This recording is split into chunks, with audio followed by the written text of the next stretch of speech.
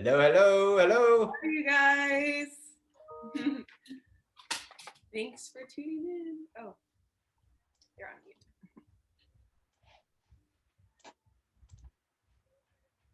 I'm driving, so I'm going to stay muted till I need to talk, okay? Yeah, that's no problem. Thanks for letting us know. Y'all, we're going to wait a few more minutes to let other people jump in here. A bunch of y'all registered, thankfully. We're super excited about that. We're just going to give them a couple more minutes and then we'll get rolling.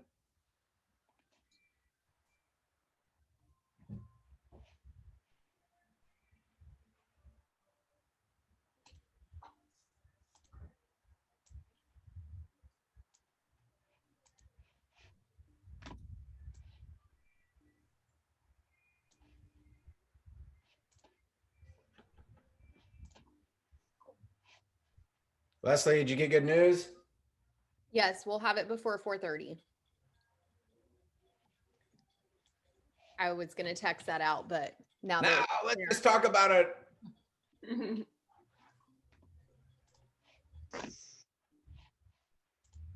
We'll wait till 4:05 and then we'll get started, y'all. So if you need to do something, it's 4:03. That gives us 2 minutes, or it gives you 2 minutes.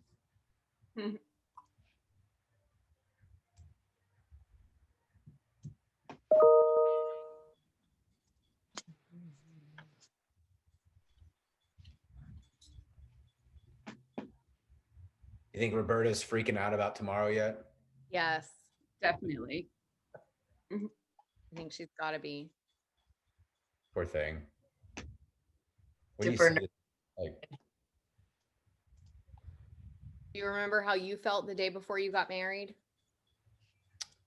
I remember how I felt all the way up into that night. It might have been like WTF.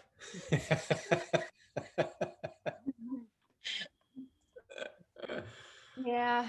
But it's all good. It's funny how it all works out. Yep. It all does work out. How did y'all feel? Were y'all excited, nervous, fun? Like, All of the above. yeah. I was Did, ready for it to get over with. unfortunately. Over with. We just got married in a little chapel in Spicewood, Texas. Oh, nice. Like 7 people there. Yeah, it was sweet. That's the way to do it. People for the first time at mine. Awkward. Hey, let's get rolling. I want to thank all y'all for being here. I believe most of you or all of you, either new agents or you're getting your license. I want to congratulate you on a major step, major investment. It's a ton of time. It's getting harder and harder. And it takes a lot of commitment. So I want to honor that. The reason that we're doing these classes is because they don't really teach you guys how to make money in that course or any of those courses. They just teach you like how much money you're going to pay in your fines, who got elected, and like things like that, right? So we thought it'd be great to get out in front of some of y'all and give you some pointers on how to make some money, how to get leads, how to keep people, how to get them to trust you, and then how to get them to kind of be the gift that keeps on giving with referrals and being repeat customers, right? So we want you to stay in business for a long time and we want you guys to be excellent agents.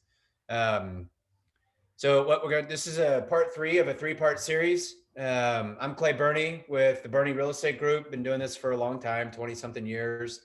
You're going to be hearing a lot today from Stephanie. Yeah, there's Stephanie. She's been kind of running the team for like the last 7 years. You're going to hear from Mara a little bit. You're going to say hi, Mara. You're going to hear from Kayla a little bit and from Leslie. This is kind of and we're missing a couple of people. We had one person's getting married tomorrow. I don't know if you heard that. So she got today off. And then another guy's decided to move to Mexico for like 3 months because why not? So we're excited to talk to you. So today we're going to talk a little bit about contract to close. And what we're going to talk about the contract to close is that's the place where you get to shine. And when things are going right, that's when you get to ask for a lot of business. So we're not going to go really into like what's the title policy and like appraisal, like probably not going to talk too much about that, more about like when the right time is to ask for referrals, when's the right time to kind of rear back and show them how awesome you are, things like that. And this is where we have over the years just this is the time to make and earn your referrals. And so you're going to hear Stephanie and Kayla and Leslie and Mara talk a little bit about that today. One of the other goals, other than making you guys informed and good agents, is we're hiring. All right. So I'm not making any bones about it. That's why it says Bernie-careers down there at the bottom. We're hiring. If you feel like we're a good fit for you and you want to learn more about it, then you just click below or get on the website, schedule a time. You'll talk with me or Kayla, just kind of more about what the future would look like here, and check it out. So I think, so this is like I was saying, and then I got sidetracked myself. That happens a lot. This is a part 3 of a 3-part series. The first one, we talked about like where to get leads, and creating like a crazy experience for people, because this is how you stay in business for the long term. And then part 2 was about, number 1 was finding leads, right? And then 2 was like creating the successful experience for people. And then 3 is about like closing the deal, right? Getting the contract to close, getting paid and getting referrals and making sure everybody's happy and all good. So that's what we're going to talk about today. And you're going to find there's a theme through all of this, and it's mostly it's earn their trust.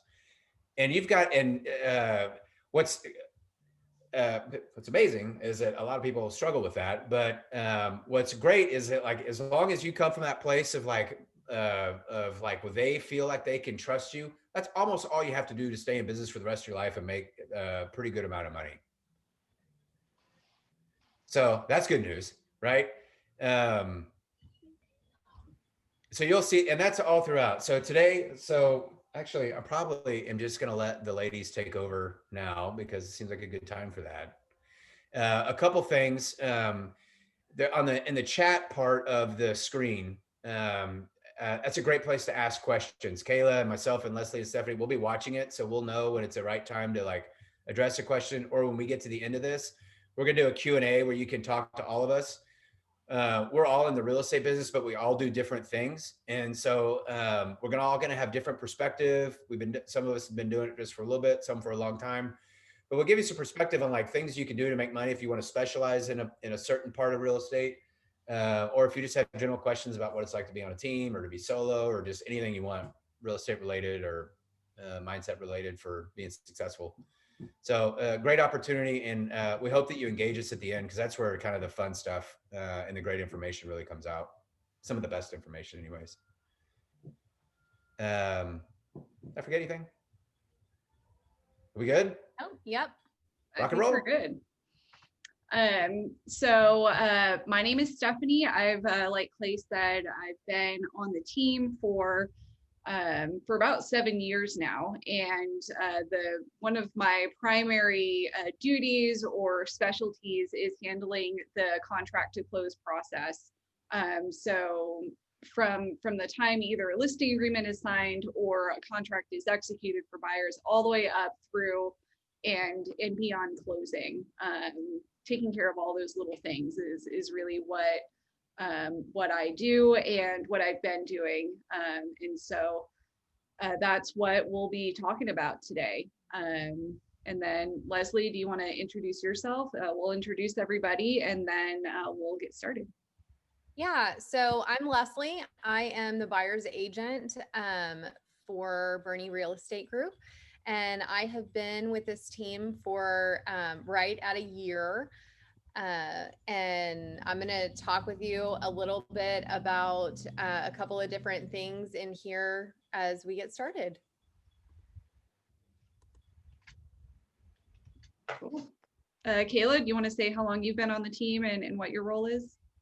Sure. Hi, everyone. My name is Kayla Pratt. I've been with the Bernie Real Estate Group for about 2 years now. So it's been a blessing and I've learned a lot.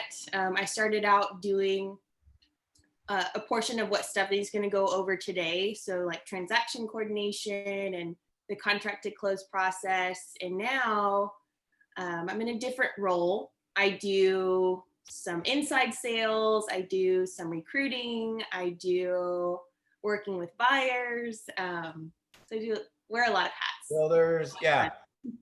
Kayla's worn the most hats of any of us so far. But it's a great hat. I love to wear it. Yeah. Get a lot of compliments. Awesome. Anyway, it's a blessing, and I've learned a lot. So thank you guys so much for joining in. Yeah. Awesome. And Thanks, Mara. Kayla. And Mara, do you want to say what your role is and how long you've been on the team? Sure. I'm a realtor originally from Michigan, and joining the Bernie team has just been amazing.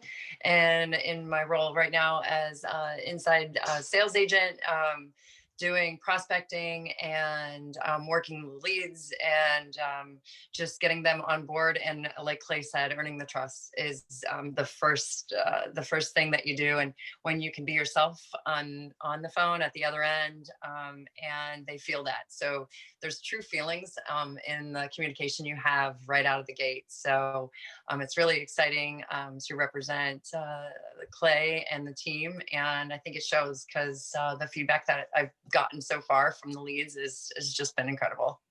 Well, and so what happened to you today? We got a listing for over 1 million and 1.2 million? 1.2. Just by picking up the phone and following through. Yeah, it's pretty awesome. Second weekend, third weekend? Yes. Yeah. Already. And so she gets, like on our team, we do it where she gets weekly paid every week. And then since she's licensed through our Pipeline Accelerator program, she gets a piece of the commission when it closes, right? Not when it lists, but when it closes. So it's pretty sweet to get started like that. Really sweet to get started like that. And the family and those sellers, they can't say enough nice things about you, by the way. Thank you, Clay. Super proud of you. Awesome. So what, like Clay said, what we're going to go over today is the contract to close process. This really is like your grand finale. This is the contract process is what you and your client have been waiting for and working towards, often for months at a time. And so it's really important to pay attention to all the details during this period, because this like 30-day escrow period, this experience is what they remember. And this is where you really win and solidify your forever clients. This is where they can see all the work that you're doing. They're they found their house. They're super excited, and they're getting it done. Yeah, and about that a little bit, think about the life cycle of a transaction is like, it's like 30 days when you go under contract, but going under contract, that journey could be like 6 months long. Some can be a day, but some of them can be a really long time. And so it's, and that the emotional roller coaster that it's all over the place for clients and agents too. But when you get to the end, when things are all starting to get tidied up, and that's when everyone's getting excited, they're either getting their money or they're about to spend and make this major investment in their house. Like that's when they're thinking about things and they're paying really close attention to like the finish line, right? That last mile. Like there's major studies done about the last mile for everybody all across industries. It's that last mile where like, that's where they remember. And that's when you're like, hey, things are going great. I'm telling you, they're going great. Who do you know? Anyways, we'll get into that, but just the cycle of a transaction is really long. It's that last, like the last 30 days, really, it's like the last 10 days where it really gets that's when everybody's feelings start to get excited again. Mm-hmm. Yes. And the very most important thing is communication. And we've kind of separated this out. Like Clay said, your clients are really excited. They've probably been through a multi-month long process leading up to getting their contract accepted. And so your goal is to be, and you will be communicating with your client often, probably every day. If not every day, then every other day. You're talking to them all the time during the escrow period. And what's really important to do is be future facing them along the way. And so what that means is, we got a contract executed. This is what's happening right now. This is what's going to happen next. And then this is what's going to happen next. And you're going to be repeating your conversations often, because they're often, your clients are stressed out. The lender's asking them all kinds of questions and for their taxes from 5 years ago that they don't have anymore. So they're stressed out, and they're dealing with a lot of different requests coming in from all different places and from different people. So they're not going to remember everything. So it's important for us as agents to be very empathetic to our clients, to be understanding, because they are super stressed out right now. Yeah. And so you're gonna become really good at feeling and reading your client's emotions, so you can get a gauge on like how they're feeling, so you know how to have conversations with them. It's also important to follow up your phone or your text message conversations with email. That's going to help you put together a paper trail. It's going to help you in the future in terms of tracking conversations. It's just an easy thing to do. It helps clarify everything for people along the way, because things can get misremembered if you're just having phone conversations all the time. So really good strategy is just follow up everything with an email. And then it's all in writing. You can look it up later. And then this here is a map of we've mapped out for buyers and sellers all of the scheduled communication we have with our clients. This isn't every piece of communication we have. This is just what's scheduled in a checklist.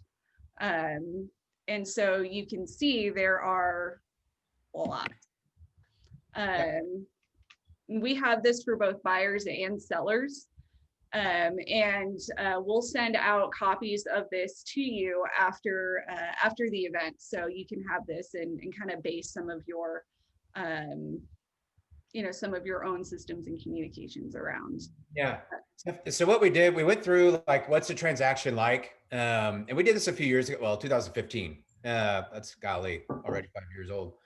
And what we did was like, when do we make phone calls? What kind of events are going on that we need to like make sure access, like the appraisals happening. This is for sellers. Like, when are the photos, the staging, like all these certain things are going on in the process, right? And so when you go into a listing presentation or a listing appointment or even a buyer appointment, say, listen, all these things are going to happen.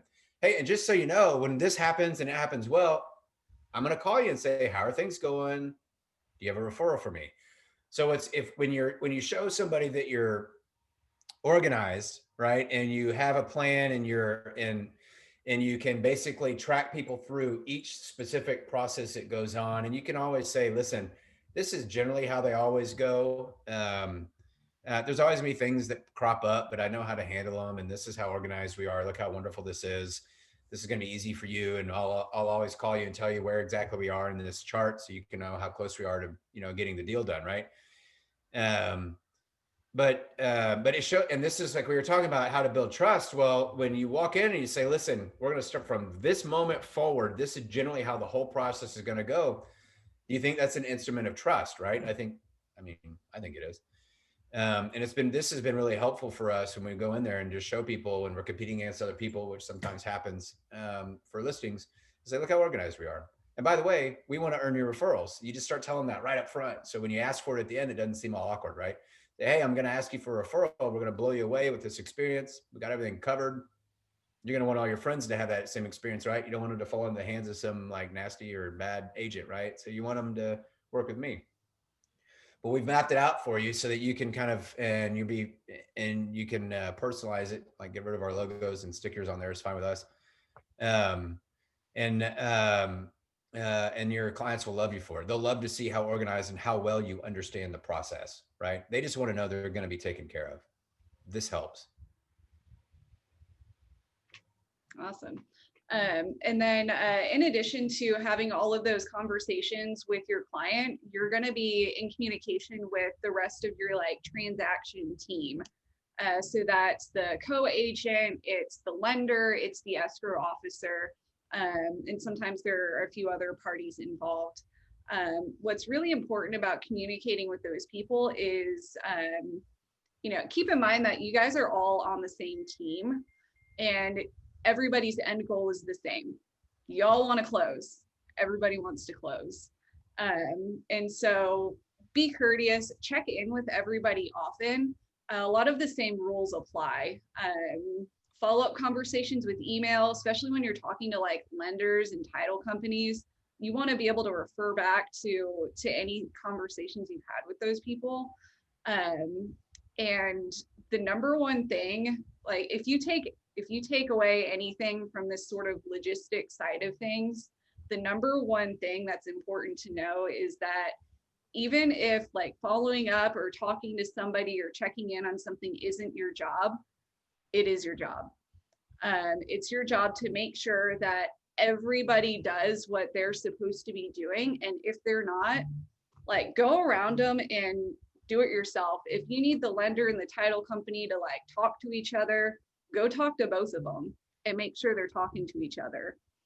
And if somebody said like title says, I'm waiting for something from the lender, go to the lender and say, hey, title needs this from you. What's up? This is really important, especially when you're just getting started and you're managing your own, guys and ladies, when you're managing your own transactions, like even if it's not your job, it's your job because they're not going to know that the lender's screwing up the title company. Most people don't even know what that means, right? So when something's going on and it's not right, it's up to you to like shepherd everybody through the right hole in the fence. I don't even know where that came from, but it's totally up to you to make sure everything is going on because you told them in the beginning, like, I'm going to handle everything. So even if somebody is like, hey, I'm going to do this, and you can feel like they're not doing it, it's up to you to go fix that problem. That's why you're the agent. All right. It's just so crucial, excuse me, that you understand that. What Stephanie was just talking about, like, even if it's not your job, it's your job. It's your job to be communicating with everybody all the time. Because nobody likes it when a closing gets delayed or gets screwed up by something at the very last minute that shouldn't have happened, right? Even if it's somebody else's fault. It's like totally up to you guys to like, as us as agents, to like handle it and be prepared and to see it coming and address it up front. Absolutely. And never assume that something's happened. Always verify. That's right. Always verify. And you said it, it's your job, do it. Kind of going back to one of the beautiful opportunities during the contract period is that you have these like built-in stages when your clients are really excited. And those are really good times to ask for your referrals and ask for your online reviews. And those are called the honeymoon stages. And they tend to be after really big like milestones. So right after you execute a contract, right after you get through the option period, after appraisal and at closing are all really good times to ask for those referrals. Another great time to ask for your referrals or reviews is anytime your client says to you, oh my gosh, you're amazing, or this has been so great, or thank you so much. You can just follow that up with, I'm so happy to hear that. Do you mind writing me an online review so that I can help more people? Who else do you know that I can help and provide the same level of service to? Yeah, like you were saying, I mean, there's a cycle of emotions that goes on. And so you don't ask for a referral when it's down or it's tired or it's exhausting or whatever. But when there's like good news, they get the deal, about to close, they got clear to close, the appraisal came in, everything's good, etc. That's the time to strike. And I'm telling you, and if you do this up front, if you just tell them like, look, I'm going to earn your referrals, I'm going to ask you I'm going to ask you as we go through all this stuff, because I want you to know that I care about this I don't say transaction. I care about this experience with you. And I want you to and so I'm going to check in, and me checking in is like, hey, have I earned a referral yet? Right. I'm not going to ask you for a referral if this thing sucks. Right. I'm going to ask you if it's good. Like if we're doing a great job, if you're feeling great, when you're feeling great, that's when I'm going to ask you. You just tell them that up front. They'll be fine. Everybody wants their friends and their families and their realtors to be successful, right? They want to help you out. I want to help you out. So it's like, don't be afraid to ask for it. And if you ask for it up front, then it's just easier the whole way through. I've had people get to closing. They're like, hey, I got somebody for you. I've been waiting for this, right? This is gold. I'm telling you, if you treat everybody like you want to be treated, really, that's what this is about. And you handle all this stuff and like the transaction goes mostly great. You're just in this indomitable, like you can't be stopped. People are just going to want to do business with you all the time. And the best part about referral business is it feels good and it's free. It's free. We like that. True. Leslie, do you want to take over? Yeah, absolutely. So, we talked a little bit about like going to see houses and do all that kind of stuff, which is the part that a buyer hires you for, right? Like that's what they think.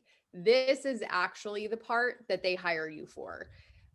This is going to be, you writing the offer is going to be the actual first time that you guys are doing business together. So before this point, you would have had several conversations with them, business.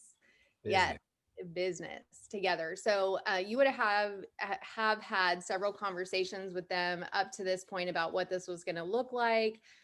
They are very stressed through this whole process. And part of that is because everybody knows about the house looking part, but they don't know anything about the rest of it, right? So you're guiding them through what that's going to look like. The first point on here is making a clean offer. If you are a buyer's agent, you in Central Texas right now, this is gold.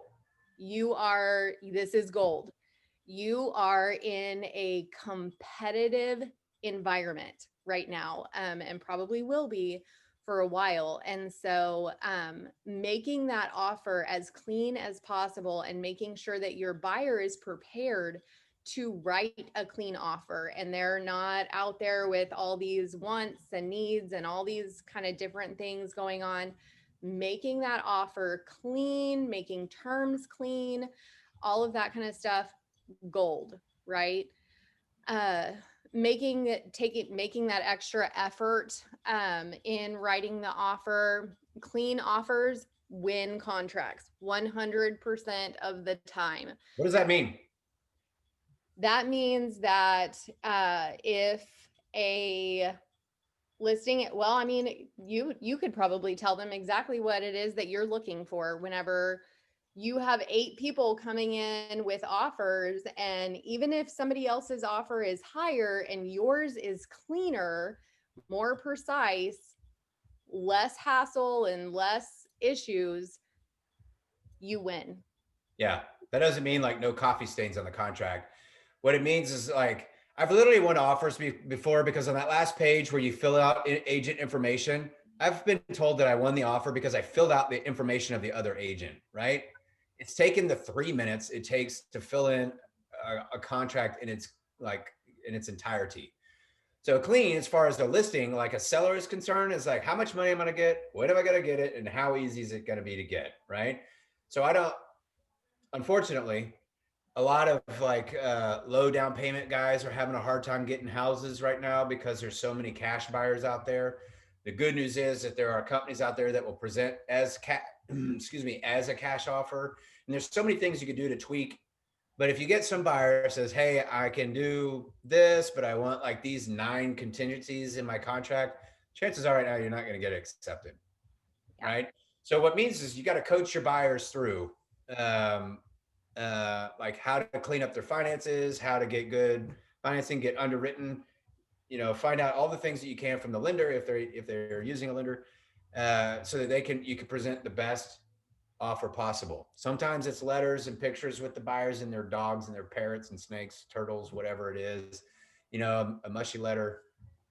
It also means that even after you've done all of that work to put the contract together, when you send that email over, you summarize what that contract says. You make it as easy as humanly possible for that receiving person to understand what it is that you're trying to get across to them. Yeah. So And how are you calling the agents a lot, Leslie? yeah, absolutely. Yes, I call them. There's probably no less than 4 phone calls before an offer is actually submitted. And then one goes, and I mean, depending, like if I know that somebody is perverse texting over calling. But yes, I'm absolutely communicating with them constantly. For one thing, again, we are in a very competitive market, and as 1 hour passes, you could be in a very different situation than what you were in an hour ago talking about. Yes, you're the only person interested. Yeah. But also to build rapport with this person and get them on your team and get them to understand what these buyers' situation is, and that they love this home and that they're invested in it, and that, you know, you're also getting information on what's going on with the seller and what advantages you have, that can play to your buyers. And so, yeah, absolutely.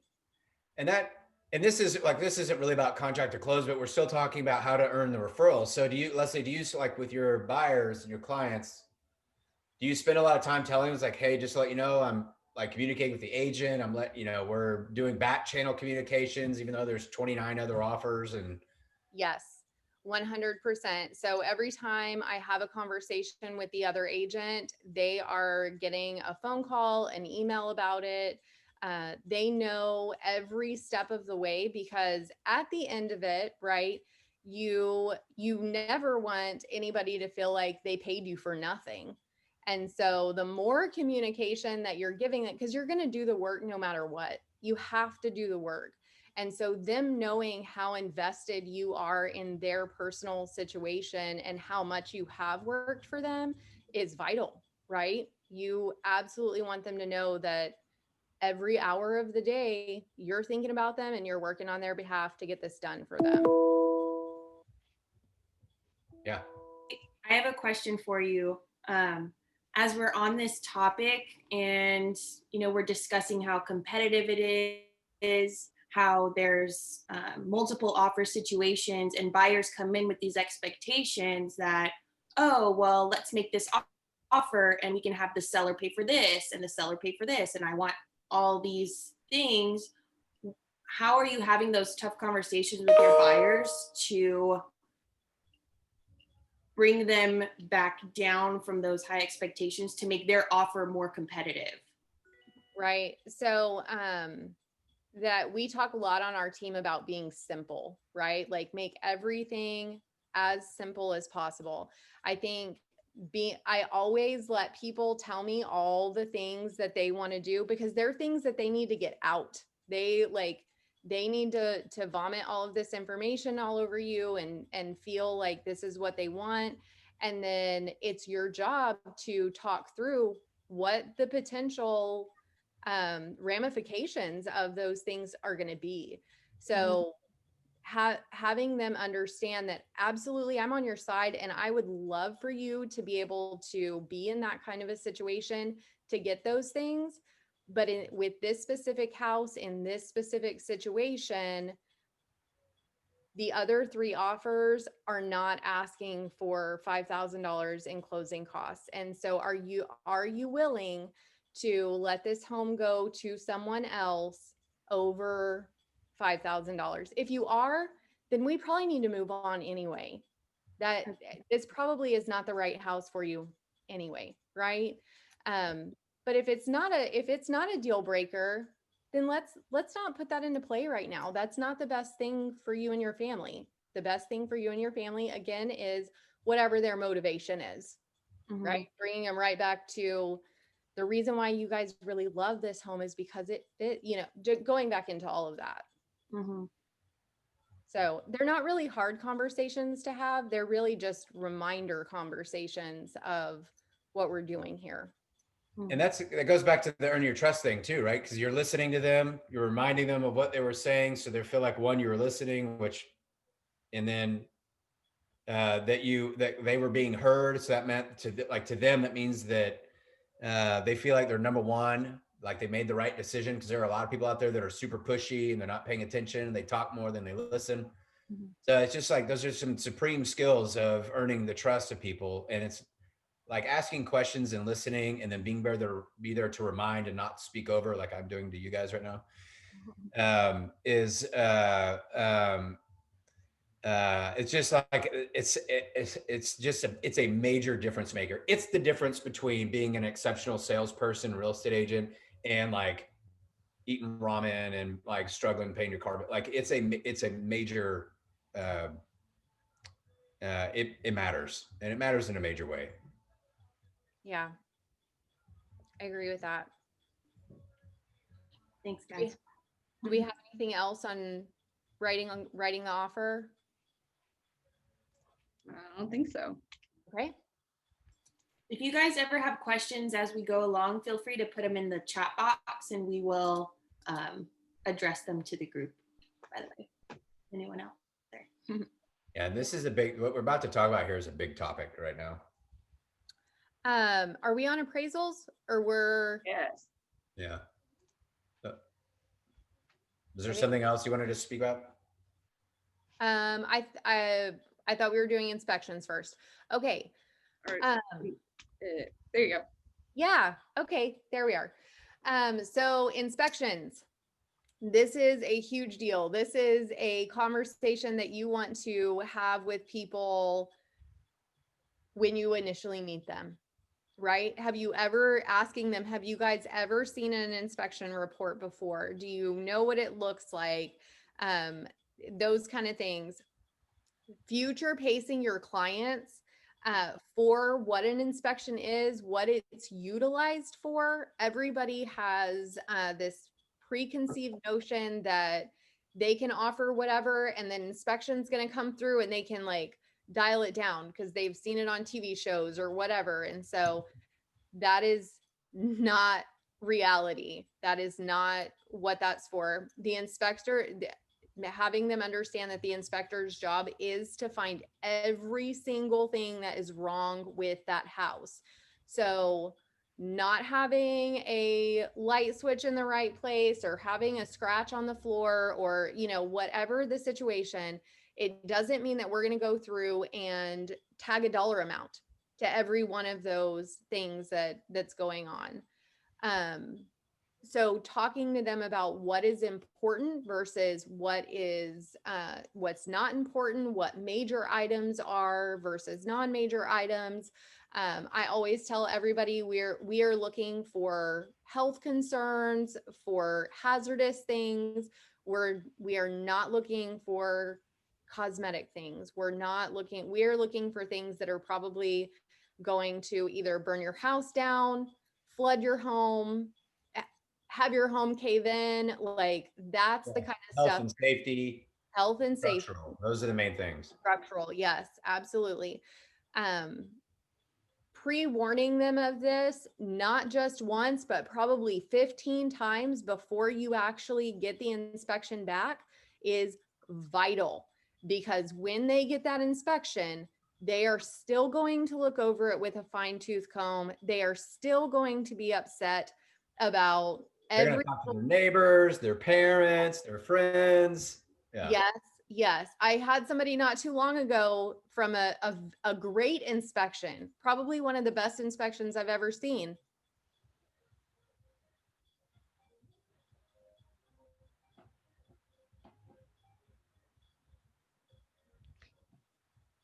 Leslie? Did I lose y'all? No. We see you. Oh, okay. So probably one of the best inspection. I don't know what happened. One of the best inspections I've ever seen. He came back to me and said, my parents said that this lady shouldn't even be selling this house in this condition. And I was like, whoa, like beautiful home, beautiful. It was a great inspection.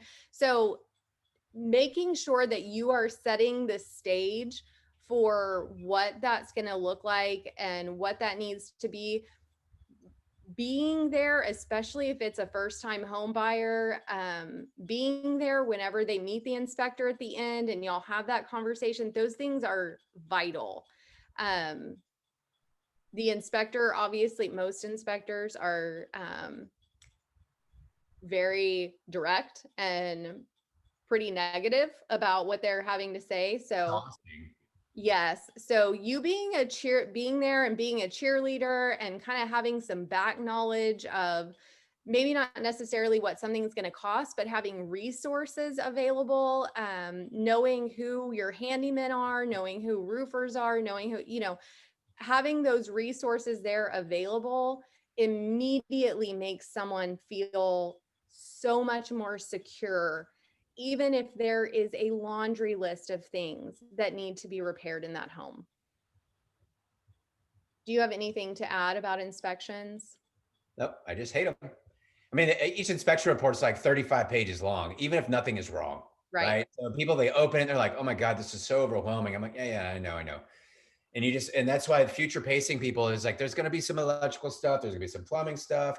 And as you walk through houses and you learn like all these things, like what to look for, you're already walking through and you're already telling them things that are going to show up in the inspection before they even get it. Like as you're walking through the house in the beginning, because you know what to look for, right? Yeah. And it's not complicated. Like you live in a house or apartment or condo, whatever it is, like, you know, what's wrong with it, what's right with it. And it's the same thing with houses.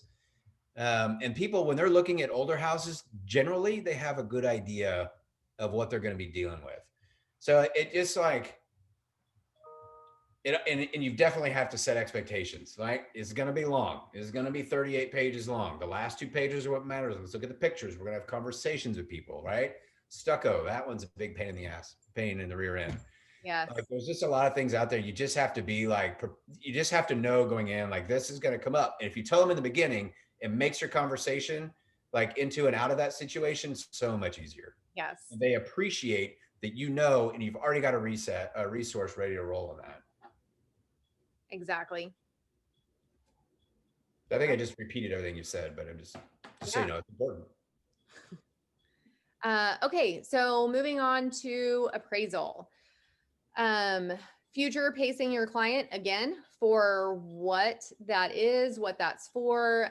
One thing I will add in here is that appraisal waivers are becoming more and more common. And so if you don't know what that is, researching that, It's the standard now almost. It's the standard now almost. So definitely read up on that. Make sure that you understand what your client's getting into in doing something like that. And that you can how to deal with that, because there's a lot of different facets to it. Stephanie mentioned a little while ago that even if something is not your job, it is your job. This is one of those things. Making sure that that appraisal is ordered on day one.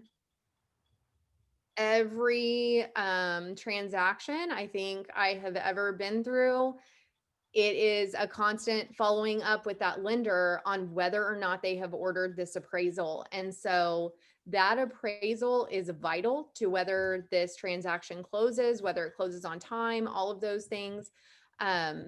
So you have to stay on top of those people, even though it's not necessarily in your job description to do so. I'm going to interject again. Yeah. Yeah. So this is the appraisal thing. There's always like a soup du jour of like what the main issue is based on what's going on in the market. And right now it's appraisals because there's so many transactions happening and appraisers are not fast. Right. So there's a lot of delay going on. And in some areas more rural, like the harder it is to get to, the harder it is to get an appraisal done on time, the harder it is to actually find some appraisers to even do them. Okay. We're having that problem in some of our like further out acreage properties. So you have to and so that's again where you're talking with your client about, hey, you know, we need to do a longer closing. And then sometimes you have to tell the listing agent why you have to do a longer closing because they're not always clued in, like because appraisals are taking so long, right? And sometimes they have to pay double for an appraisal just to get a rush job or to like bribe an appraiser to go out there and do it. And you hope that at least they know what they're talking about. So like, and it just kind of depends on what's going on in the market. So the appraisal waiver thing, that's been big news. And now everybody's used to that, where buyers are just like waiving the appraisal. You still have to get one done, but they'll just take whatever punishment comes down the pipe because the values are going up so much right now. But again, goes back to that like future pacing and earning their trust, and then knowing that, and them knowing that you know what's going on, and specifically in this market, and like throughout this transaction, where you're going to be paying attention, right? I know I'm just repeating everything you guys are saying, but I just get so excited. Hey guys, there's a question in the chat box that I wanted to share with you guys. How do you handle a situation when a buyer gets multiple inspections and they are not similar? I don't know that. Why did they do that? That's a pretty unique question. How do you handle a situation when a buyer gets multiple inspections and they are not similar? So that would be, I know, so let's talk about stucco, because I hate stucco. Sometimes you have to consider the source, right? So it could be anything. It doesn't have to be stucco. Roof's a one. Roof's actually probably a pretty good one right now. Because you'll get some roofers that go out and say, yeah, you need to change it. Or you'll get a guy that goes out there and says, yeah, you just need to do like $800 of repair right here or whatever, right? So you get like all this information. So if you get two that are like totally crazy different, you got to get a third and a fourth. I mean, that's all there is to it. And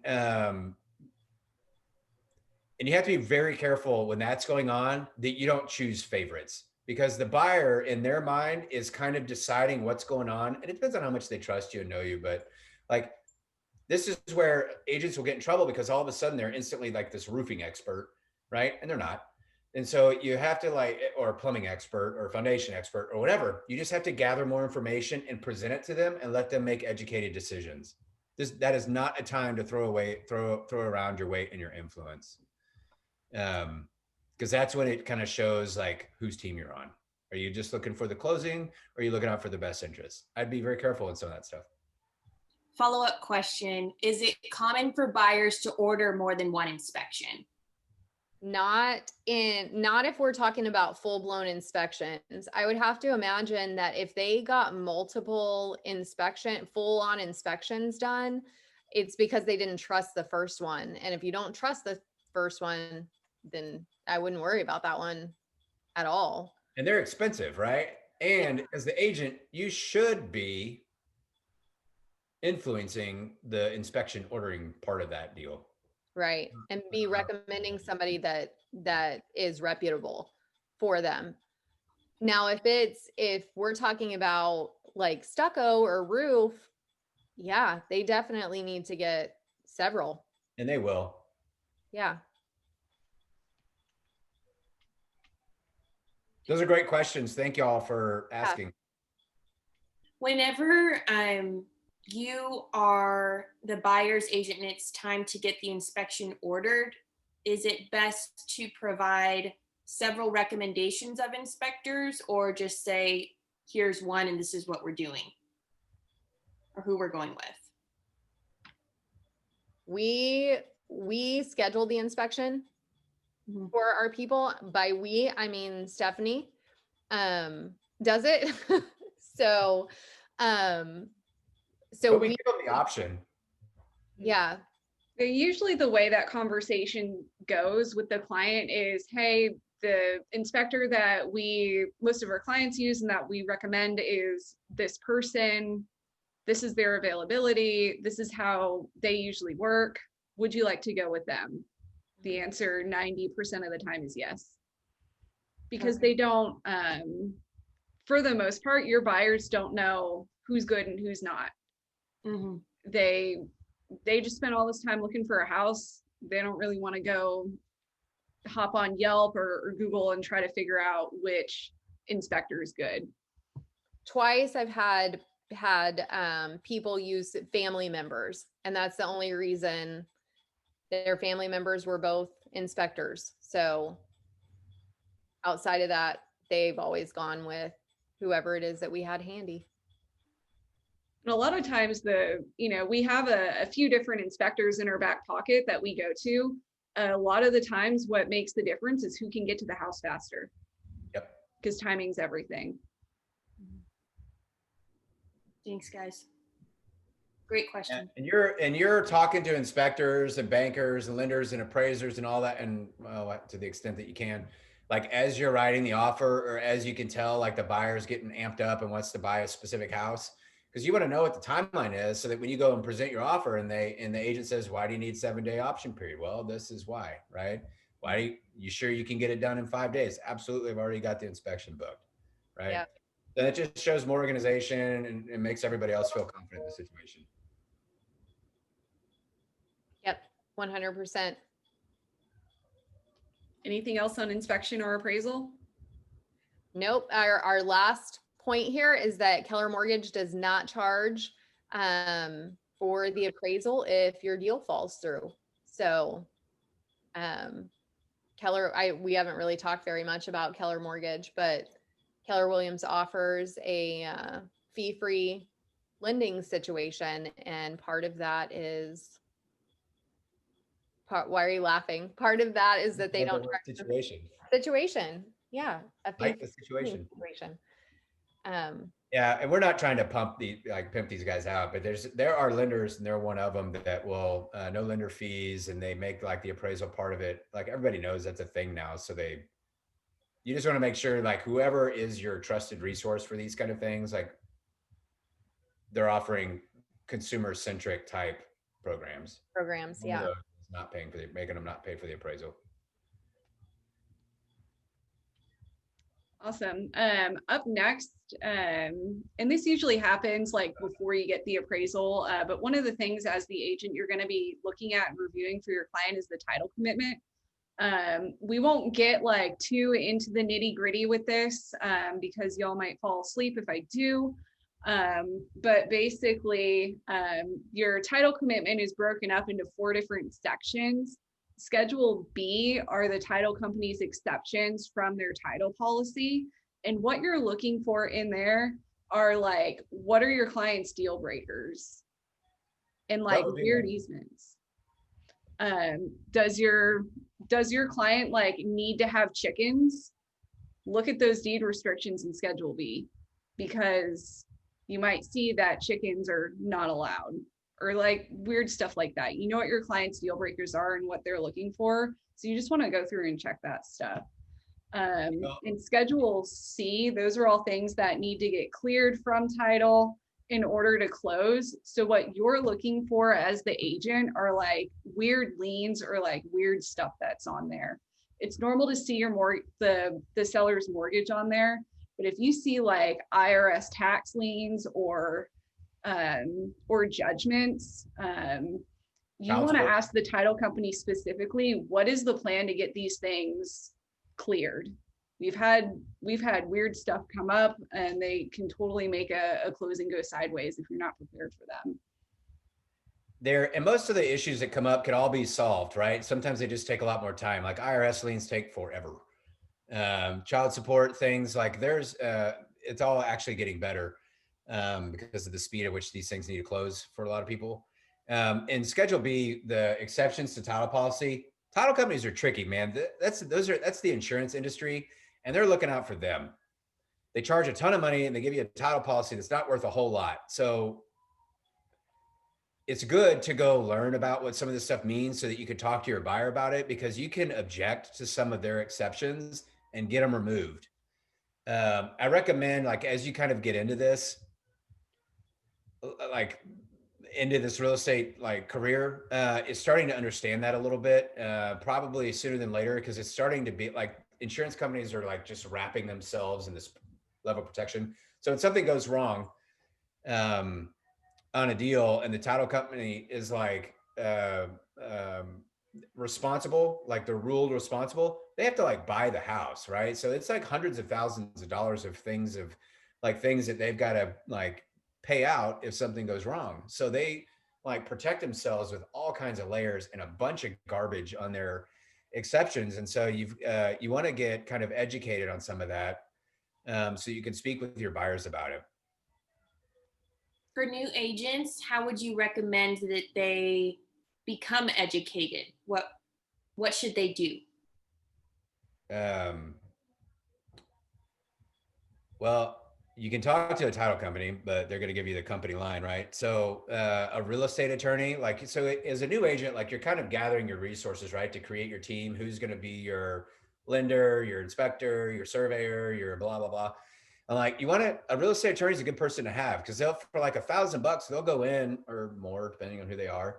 They'll go into and look at these title commitments, and they'll fire off a letter to the title company to say, hey, remove all this stuff. And the title company will do it, right? You just have to ask them to do it. And so you want to get a real estate attorney that can explain some of these things to you, like rights of party and possession. That one's garbage. And it's the last one in all of them. But you want to like, and that is like, if you want to like really dazzle a buyer and you get a little educated on that, that will do it. So that, I don't want to jump like too far off of that, because that's a whole thing in and of itself, but start learning about that, and talk to your broker about it, or your office manager, your compliance director, or whoever it is in your office that's kind of the figurehead. Like, ask them about that. And it's a little bit, this isn't talked about a whole lot because the insurance has a huge lobby. But you want to like, this will help your buyers feel like you're really looking out for them when you start talking to them about these things. I mean, you could just Google a title commitment to start off with and actually read through it. And that'll do a lot of educating, period, for you to actually know what is in that, what it contains, all of that kind of stuff. And if you have a title, like, let's beat up on these title companies for a minute. If you get a title commitment, and there's deed restrictions and easements and like blah, blah, blah, and all these things, they don't even talk about mineral rights, right? You have to go pay extra for that. But if you ask them to like print it all out, like they just like, and there's like, some of these are like 35 pages, and some of them you can barely read. So then you have to like email them back and say, hey, could you send it to me so that it's legible? I mean, it's insane the efforts they go through to make it hard for you to like give you a title commitment that's good. Anyways, don't beat up. Title companies are great. They're just protecting themselves. Good ones are great. Moral of the story, read the title commitment. Ask questions. Ask questions. And it's their job to answer. I mean, they're there to like do those things, but you have to take the initiative on almost all of it. They're not going to tell you anything if you don't ask them. That's right. And then at the very end of everything, we get to closing. Some of the important things about like the actual closing, again, future pace your client. Most of your buyer clients assume that they get their keys at the title company when they finish signing their paperwork. But if the seller doesn't sign until later in the day after the buyer does, or the money's not there, it's not closed yet. So make sure you're taking the time to explain to your buyer how closings work and what dominoes need to fall in order for the transaction to actually be funded and for the buyers to actually own the property and get their keys. You can use your influence to, you want everybody to close as early in the day as possible. If you can get the seller to close before the buyer, that helps speed things up. You can ask the title company to send the funding documents to the lender while the buyers are still there signing the title company documents so that things happen faster. But if you don't take the time to ask those questions or prepare your buyer, then that leaves room for confusion and disappointment. A lot of agents they like to give closing gifts. What's important, if you're taking the time to give closing gifts to your clients, make sure they're thoughtful. Listen to them. You've spent a lot of time with your clients, so you probably have a good idea of what kinds of things they like. Don't just give them a little tchotchke with your logo on it, because they're just going to throw that away. It's going to go in the junk drawer. They're not going to look at it again. You want to actually listen to them and what they would be into. And on that vein, closings are really boring and really anticlimactic. So do what you can to make it fun. Like make it a fun experience, because if you don't, they're just boring. By the way, fun doesn't mean champagne, No. right? I mean, for some people it does, but it's not always about that. Just make it fun. And a thoughtful gift is super important.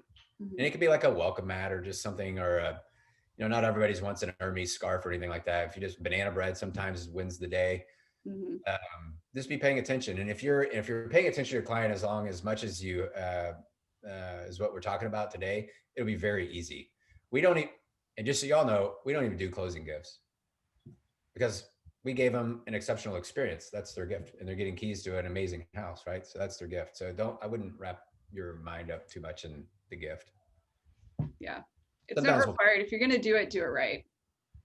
That's right. Sounds like I'm talking to my son when you say that. And then after closing, after you get your client through closing, you want to make sure you're checking in with them regularly. And in that way, you're going to become their go-to resource for all things real estate, all things home care. You want them to, if they need a recommendation for a plumber or a roofer or an interior designer, you want them to come to you. And so you've got to train them to do that by checking in with you regularly. And in that way, they go back to the very top of your lead funnel that we started talking about in session 1. And you check in with them from time to time on a regular systematized basis.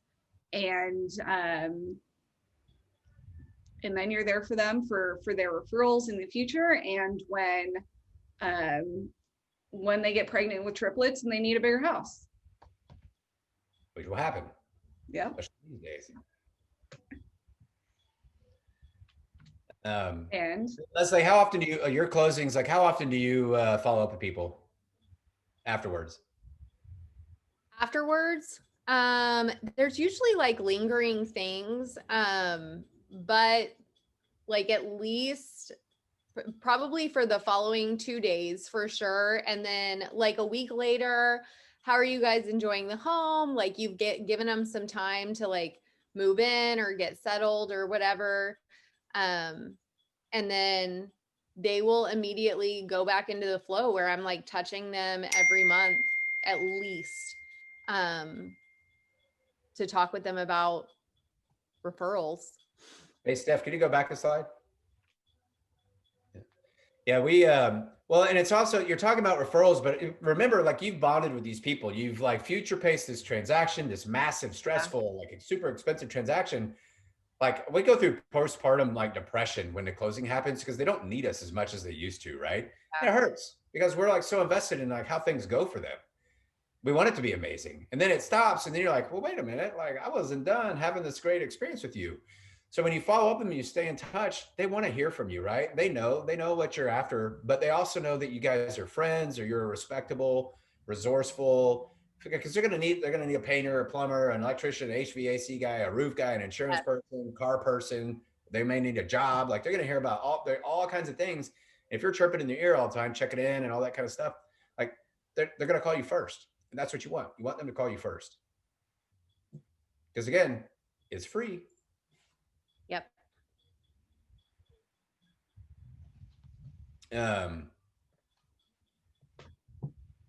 Is that it? that's it. That's it. Q&A time. That's a wrap. This is a good time to ask us questions, y'all. The last class was super. They were all up in our business. Ask any questions about real estate industry, our team, what we do, who we are, how we help.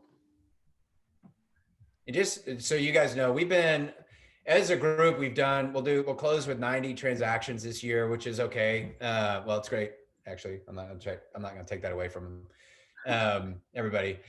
We busted our butts, and next year things are looking great for even more. So like and I've been doing this. We're almost at 1,000 transactions for my whole life, right? So we've seen a lot, and we've seen a lot of the changes. We've seen a lot of some of the nuances move around a little bit. So if, like, just ask anything because we'll give you an honest answer. You can unmute yourself. You don't have to go to the chat box now. How big is the team and how much are you looking to grow? To infinity and beyond. No, I mean, seriously, the goal is to be one of the top three teams in the Central Texas area. We've just made some, and thanks for asking, Joe. Just made some great kind of investments in marketing and some community events that we're really excited about that are launched today, actually. We're doing everything can just to get in front of as many people. There's a lot of agents out there that are looking for, like, it's a daunting task getting into this. In 1997, I got on a team before teams were even a thing because I just like, I want somebody to show me how to make money, right? And then later was the serving clients at a high level. But you've got like, so right now I think there are 7 of us. We're bringing on, I think, 2 more probably by the end of the year. And then what we do is we bring people on, we pour into them, make sure it's the cultural fit. And, you know, we all have the same goals are aligned, and then get everybody trained up, moving, and then we go out and we get a couple more. So it's so we don't have a goal for how big we're going to be. We just keep going. As long as we keep meeting the right people, we just keep going. Can you explain the difference between joining a group versus individual agent, solo agent? This feels like a Leslie question. Yeah. I definitely have a preference here. So you're going to hear it. But being a solo agent definitely is for some people, for sure. The differences are whenever you are an individual agent, you do not have a support system in place with you to help you accomplish everything that you want to. So you're limited in your ability to grow whenever you're by yourself. Whenever you are with a team, you have that support system in place, you have accountability in place, you have massive learning opportunities from everyone that you surround yourself with. You immediately are surrounding yourself with your top 5 people, right? Whenever you join a team, you are putting yourself in the middle of hopefully incredible people that are going to teach you and you are going to learn from. It's invaluable. And then as far as like what we were talking about today, contract to close, I have the ability to literally bring people on, build relationships, good, strong relationships that I can focus in on them individually and not go home at night and be so concerned about all my marketing and all my expenses and the contracts and what's going on. All my biggest concerns are for the people that I serve every day, which to me is exactly how it should be. If somebody is unhappy or they are concerned about something, that's what I go home with at night. And that's what I sit down and focus on. And so there is a huge difference. Again, not to say that being an individual agent I was prior to joining the team, I was an individual agent, tried it for several years. It just, where I want to go and what my goals are does not align with being able to do something on your own, if that makes sense. And like, I've never been a solo agent, but whenever you are, it's my understanding you have to manage everything. So the inception of the relationship with the client, sending out the listing agreement, sending out the contracts, sending out the offers, reaching out to the lenders, reaching out to the title companies, talking with your clients every day. Everything is on your plate. You're doing all of that inside of one day. Plus you're also trying to lead generate for what's coming next, because this is going to come to an end and then you're not going to have anybody else. So yes, it is a lot. And it was definitely, it definitely is a lot of like sleepless time in your life. Mhm. So That like that. doesn't end, by the way. I lose sleep all the time. Well, That yeah. being on a team just allows you to specialize. So you get to like figure out what it is that you're really good at, and then you just get to go do that all the time, right? So you get like how much more fun is life when you're just doing what you want all the time and you love it.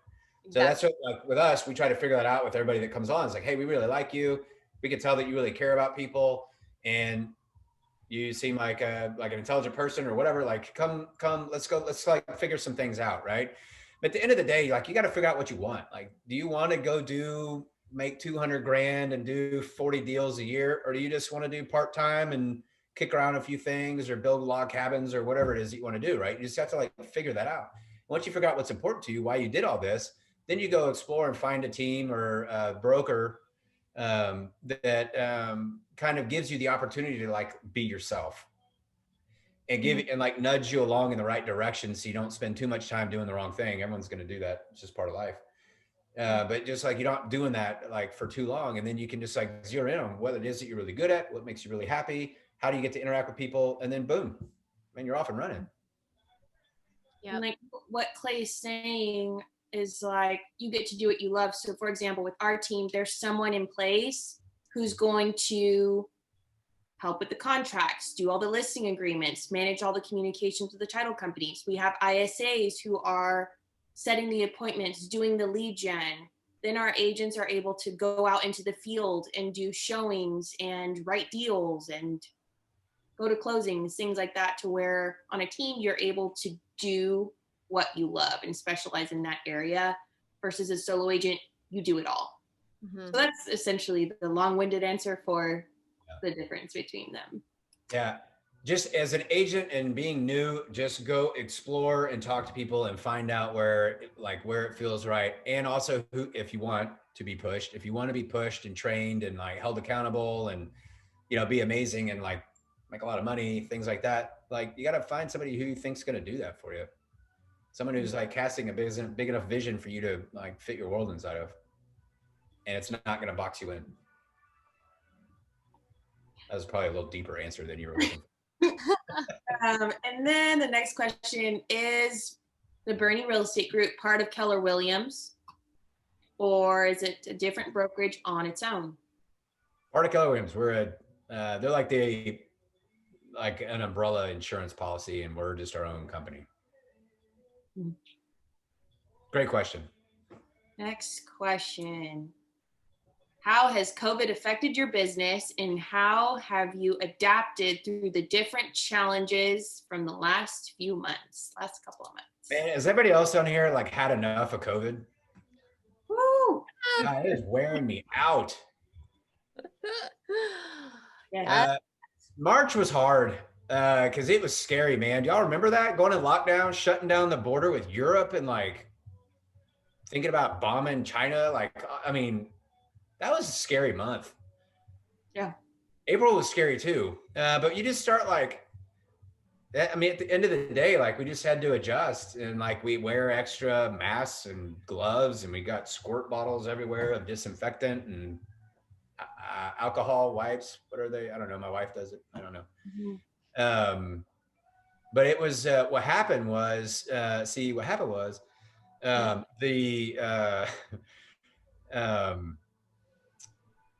all of a sudden the value of owning a home skyrocketed, like the emotional value of it. And then money was super cheap, and people, it's kind of a weird thing that I'm trying to figure out how to not say what I need to say, but like the like higher paying jobs kept their jobs, right? And so then all of a sudden, man, it was like a gold rush. Any kind of nice home, thanks, Joe. Any kind of nice home, you know, acreage, things like that, the market is bananas. And the value of like, all of a sudden people realize like, if I got to stay home, I want to like my home. Like I can't live in this 2-bedroom apartment in this condo where I have to get in this elevator and go up and down with all these people that I don't know what their bubble looks like, right? So it went crazy. So who knows what's going to happen next? I have no idea. All right. Hi, Clay. Coming in as a new agent with the ready buyer on hook. do I have the opportunity of working with them, or do I have to pass them off to a senior agent? Basically, how does the process work? It depends on where you are. If your broker is like, here, congratulations, go get him, kid or person. Like so it's you. I mean, you just go get. I mean, you just go get it, man. I'm talking about like with our team, with Bernie Real Estate Group. Let's say you have a new agent who comes in. Are they able to go off and running with that buyer that they have, or do they pass it off? Yeah, not with us. We're very specific because we've all been through it. We have the first 100 days. You're kind of our robot to get some stuff done because we want to train you the right way. But by the time you come out of our pipeline accelerator program, you got more buyers and like clients you know what to do with. So but that's it. Like you have to be able to think about it like that. And if you struggle, and we've talked to many people that want to go, like they want to join the team, but then they got a buyer they want to go do first. And it's just a weird fit. So for us, no. Senior agent. Yeah, you'd set that appointment for the senior agent, and then you would still get, as Clay shared earlier in the webinar, a portion of that commission once the property closes too. Yeah. Oh. And what goes around comes around. So when you graduate out of the Pipeline Accelerator program, you're getting the appointment set for you. So it's all, it gets paid forward. Comes full circle. Yeah, I mean, these questions are funny. They're great questions. I just hear them all the time. Yeah, I mean, you get whatever you work out with somebody, but from us, like everything is very. Here's the deal. It's like we built this team so that everybody makes money and they do what they love, right? So they're happy and they're making money. So you get a referral fee. It's so hard, right, though, whenever you are a new agent and you have that first person and they're so like, it's such. Oh, she froze. Now we lost her. And she froze. Leslie, we lost you. Come back. Well, yeah. So she was just empathizing, like, hey, you got your first buyer, they're ready to rumble, and they want to buy whatever, but it's just hard to like let go of them because you're thinking about like what's the 3% of that thing. But like what's hard to understand as new agent is like, how much am I going to spend on marketing? How much are you going to spend on contract to close? What am I going to spend? Like all these things that you're going to spend money on. Like with the team, it's all handled, right? You still got to pay for it. You just don't know what those things are until you get into it for like 5 or 6 years. And then you're like, man, I closed 20 deals, but my gross taxable income was $17,000. Like what the hell is going on? Can you tell us a little more about the first 100 days with your team? Hey, Mara, you want to jump in? Uh-huh. Oh. You're on mute. Mara, you are muted.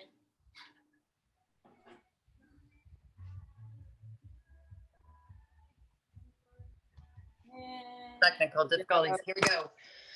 You are on the phones. You're hammering leads. You're learning how to overcome objections. You're developing your style, and you're learning every minute of the way. So it's a great experience, and you have everybody around you that is supporting you and giving you input and giving you suggestions. And it's all about that team feeling, and it's very important when you're getting started, for sure. We're socially distanced, for the record. You couldn't tell. Yeah, so we just have a program where like everything is scripted. In fact, we're making it easier and easier right now.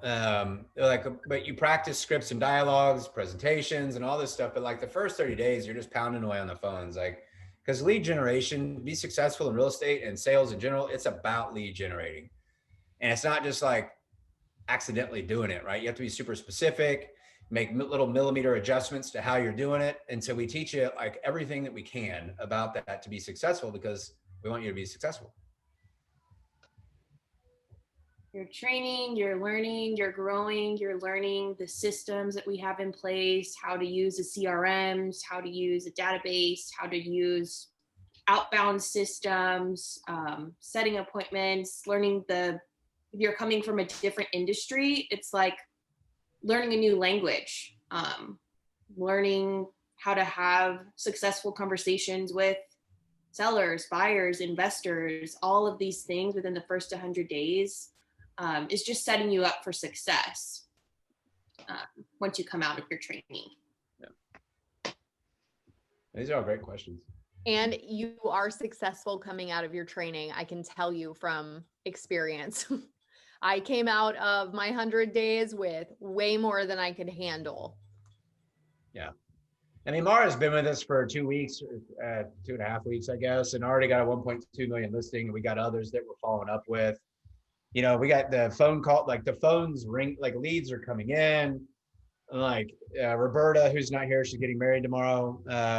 Her first week set a, you know, $850,000 deal set up. So like,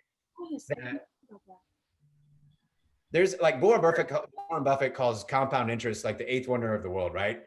I call the eighth wonder of the world is just like, it's like your commitment to doing the same thing over and over every single day. That's your compound interest. You do that, like your career will take off. Yeah. And you do that with a team who's not going to allow you to like dork around and anything like that. Like you're like, you're good, man. It's all good. And it's not even hard. Sometimes it's just a little monotonous, but it's not hard. It's not. Bridget asked, is this training the same or different than Ignite? Different, authentic, personal. This is the real deal. You are into practice. Yeah. I don't sit at a lectern and pontificate about things. I'm all up in your business. So like, all of us are, because we want you to be successful. You guys, we're not talking about like $40,000 a year successful. We're talking about like $120,000 a year successful, right? Or more. What type of account do you want to open and what do you want to invest in? What? Okay. Sounds like a Ameritrade. I don't know. Let me do that again. What type of account do you want to open and what do you want to invest in? Who is this I don't person? know. I don't know if that's for us. What type of accounts do you work with? The motivated, the qualified. One. Yeah. Yes. I want to bring joy to everybody's lives if they're ready and willing and capable, such as commercial or residential. No, we do both. Motivated. Mostly I mean, mostly houses. Mostly houses. But we do some commercial leasing. We just listed a little family office building. I mean, we got, it just depends on your relationship. And then you've got to feel comfortable in what it is that you're talking about. Like brand new coming out, talking about commercial by yourself. I'd be really like, Texas Real Estate Commission's not happy about that kind of stuff. So you gotta be careful. Don't put yourself in a position to like fail either. So be careful about that. And that aspect, commercial may be impacted more with COVID. Now with so many people working from home. Don't give away your commission. Offer any commission-free products or sign-up bonuses. Oh, guys, you go do a deal. Leslie, like how many hours have you worked last week? I don't know. I'm not even sure what day it is today. I'm just kidding. Yeah. Yes, You're gonna bust your butts. It's hard. not- It's competitive. Yes. You do not give away your commission. You are going to that two things. One, it's likely they're never going to remember that you did that you gave that gift away anyway, because they're going to end up spending money at the table anyways. So it does not matter. Two, by the time that transaction's over, you're going to resent them that you gave your money away. Okay. No, probably not even by the time the transaction's over. About 2 minutes after you've given your money away, you begin to resent that you are still having to work this transaction. Don't do that. you're not a discount broker. You got Yeah, we just like went through all of these things, like all of the extra mile that you're going, all this extra work that you're doing for your client. You're a full service agent if you're doing all those things, and you get to charge full service fees. People will gladly pay for. They will gladly pay for that. Yep. There's some people that won't. Just don't do business with them. Don't waste your time, man. Yeah. Or woman. I can't see you, so I'm just saying, man. These are all fabulous questions because, and I know like they're all like lingering in your mind. Like, how do I run out there and get business? But you're like, if you're going to go compete against somebody, you know, and say, hey, I'm going to offer up a sign-up bonus. Well, now you're competing against, like, it's a race to the bottom because you're competing against the people that are already doing that. And they're funded by Wall Street. Like, you're not going to beat them, right? Redfin and Open Door and all those guys.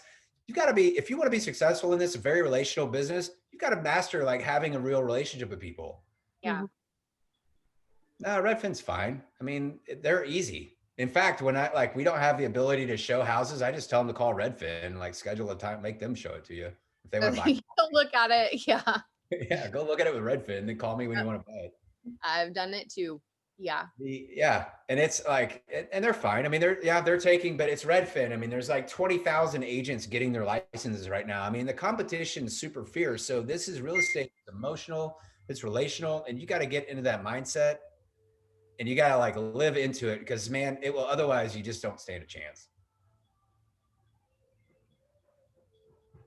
I mean, and I'll be honest, Redfin's kind of annoying, but they have their purpose.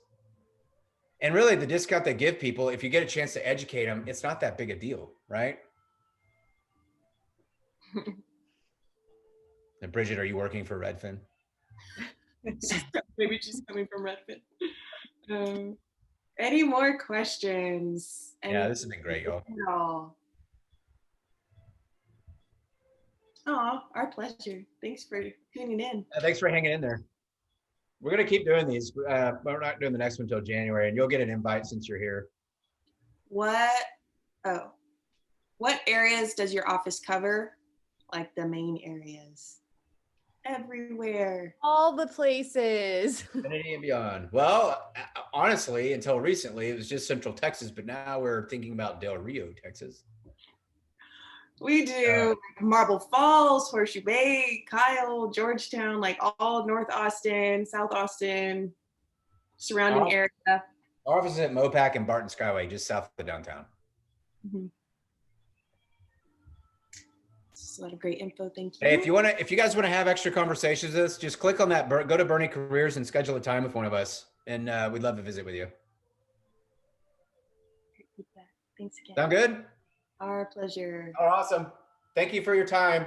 I hope it was helpful. All right. Thank you, everybody. All right. Have a good evening. Thanks for tuning in, everyone. Bye. Later.